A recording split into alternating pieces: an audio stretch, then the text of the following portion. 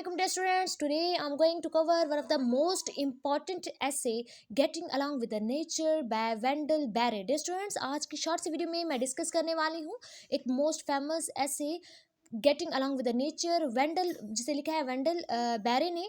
ये the touchstone anthology का एक पार्ट है। सो आज की वीडियो में मैं इसको फुल कवर करने की कोशिश करूँगी। सो शुरू करते हैं आज की अपनी वीडियो।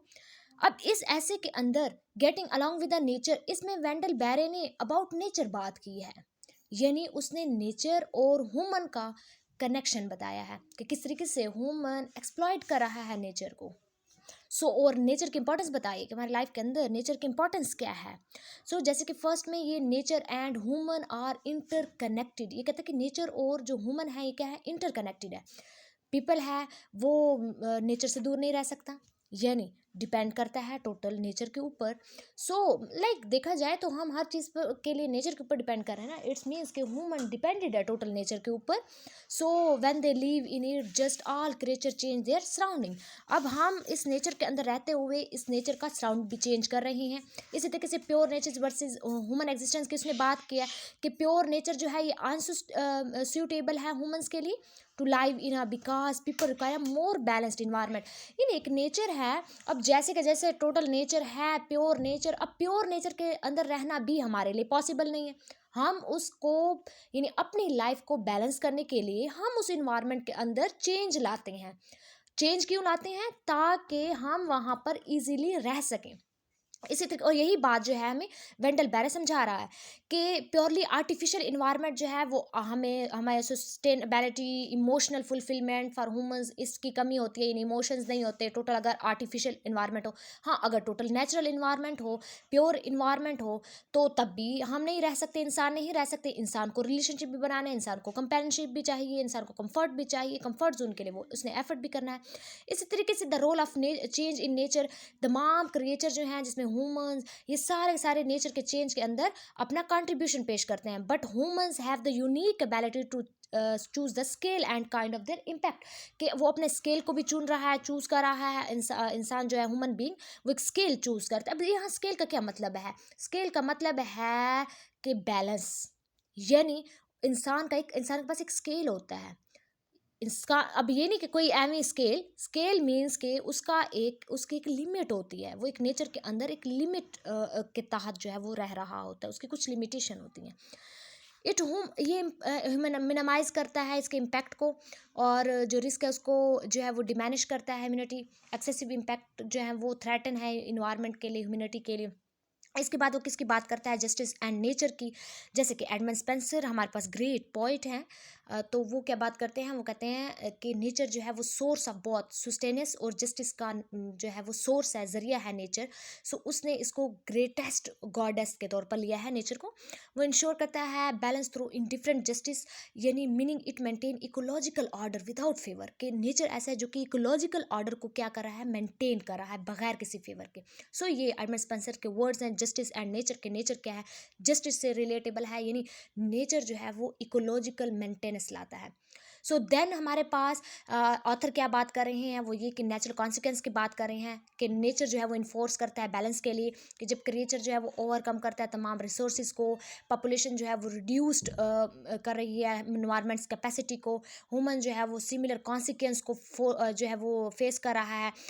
नेचुरल रिसोर्सेज को अगर ये एक्सप्लॉइट करता है, अब देखें इंसान है वो जहाँ पर रह रहा है इन्वायरमेंट के अंदर, वो वहाँ पर उस इन्वायरमेंट को तबाह भी तो कर रहा है ना, एक्सप्लॉइट भी तो कर रहा है। यही चीज़ वो आज के ऑथर जो है आज के इसमें ऐसे के अंदर यही चीज़ नॉमिनेट करना चाह रहा है कि अब इंसान एक ह्यूमन बीइंग जो है वो इन्वायरमेंट के अंदर रह रहा है, नेचर उसके साथ जस्टिस कर रही है, लेकिन एक इंसान जो है वो उस नेचर को एक्सप्लॉइट कर रहा है।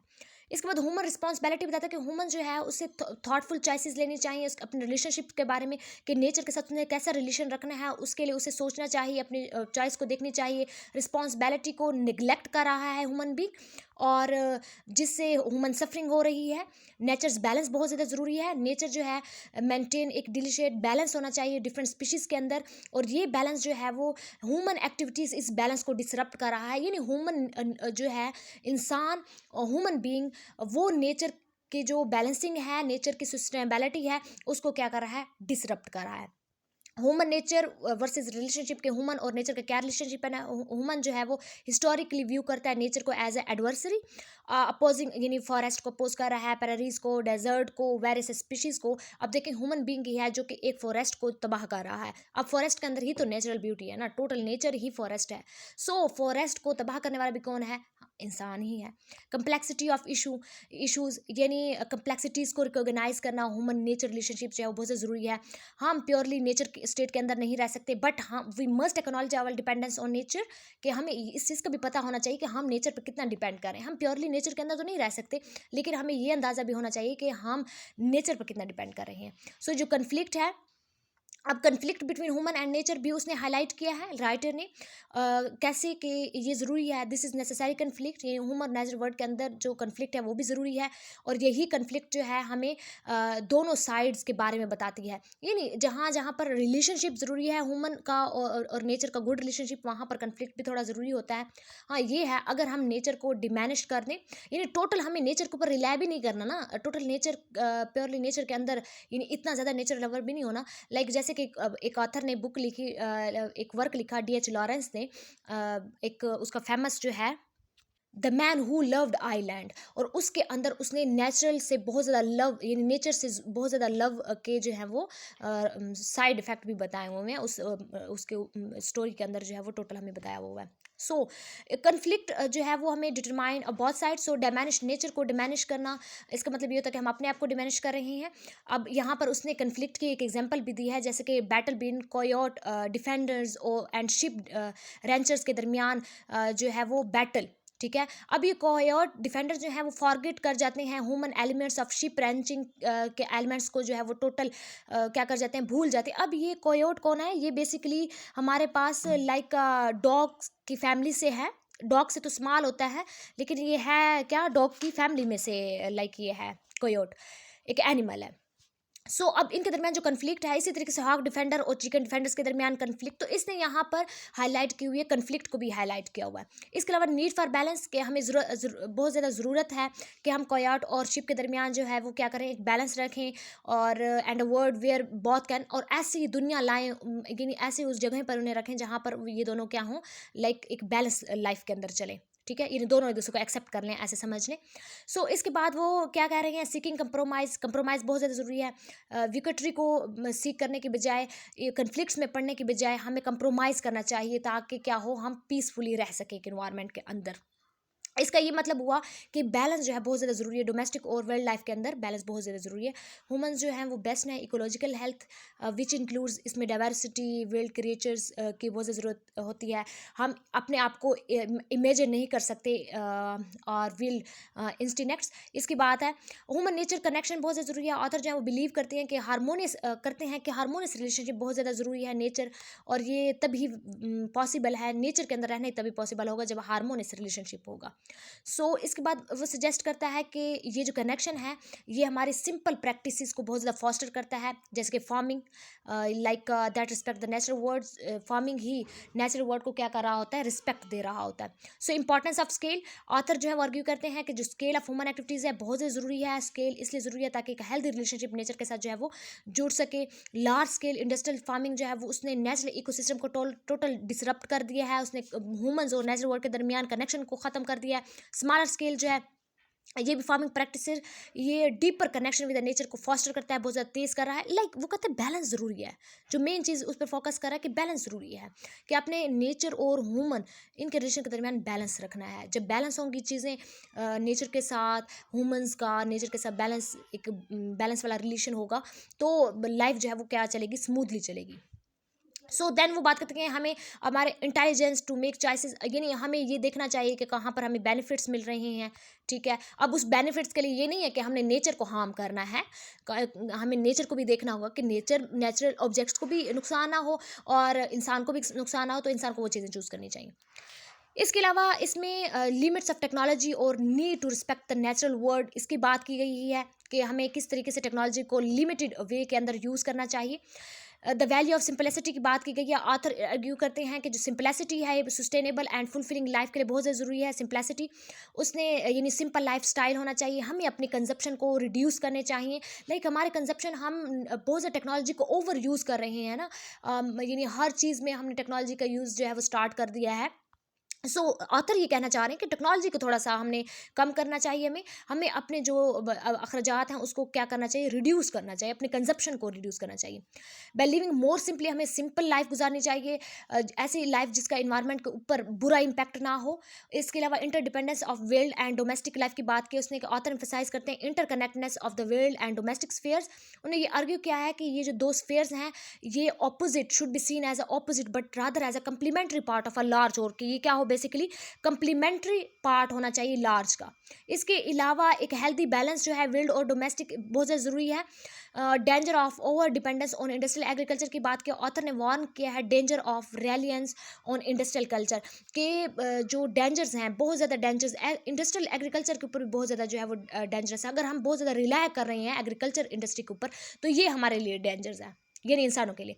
और ये डिपेंडेंस जो है फार्मर्स को beholden to a large corporation की तरफ लेके चल रहा है। और इसके अलावा अनसस्टेनेबल प्रैक्टिसेस का की तरफ ये हमें लीड करेगा।